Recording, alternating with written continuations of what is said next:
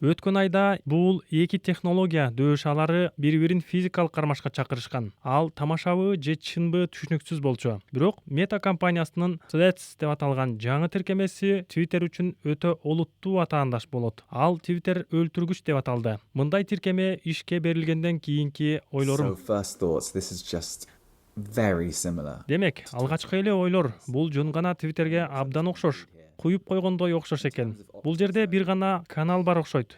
Көрүнүшү жагынан алганда окшош, макул. Мунусучу, сиз кайра пост жаза аласыз, кайра твит кылбайсыз. Бул менин досумдун макаласы. Мен муну кайра жарыялайын деп жатам. Окуяга кошуңуз. Демек, бул башкача. Сиз Instagramга окуяны түз кошсоңуз болот. Ооба, бул Twitterге түз атаандаш болоору ачык эле айтылган. Айтайын дегеним, муну иштеп чыгуу үчүн гений болуунун кажети жок.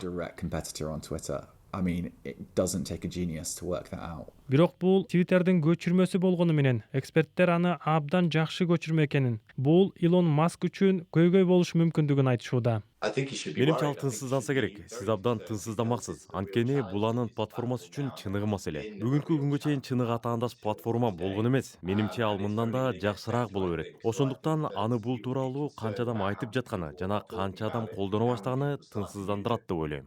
Марк Цукерберг бул тиркемени 1 миллиард адам колдонсо дейт. Твиттерде андай мүмкүнчүлүк болгонун, бирок алар аны кармап кала албаганын айтты. Бирок кээ бирөөлөр үчүн Твиттердин кандай иштетилгенине нааразы болгон адамдар Meta иштеткен платформага өтүшү мүмкүн. Meta үчүн талаш-тартыштар жат көрүнүш эмес. Өткөн жылы Фрэнсис Хауген компания кирешени коопсуздуктан жогору койгонун айтып чыккан. Маск мырза жаңы Threads тиркемеси ишке киргизилгенден кийин Twitterдеги баракчасына Instagramдын жалган бакытына азгырылгандан көрө Twitterде бейтааныш адамдардын чабуулуна кабылганы чексиз артык деп жазды. Бирок, эгер бул күрөш болсо, Марк Цукерберг биринчи раундду жакшы өткөргөн сыяктуу.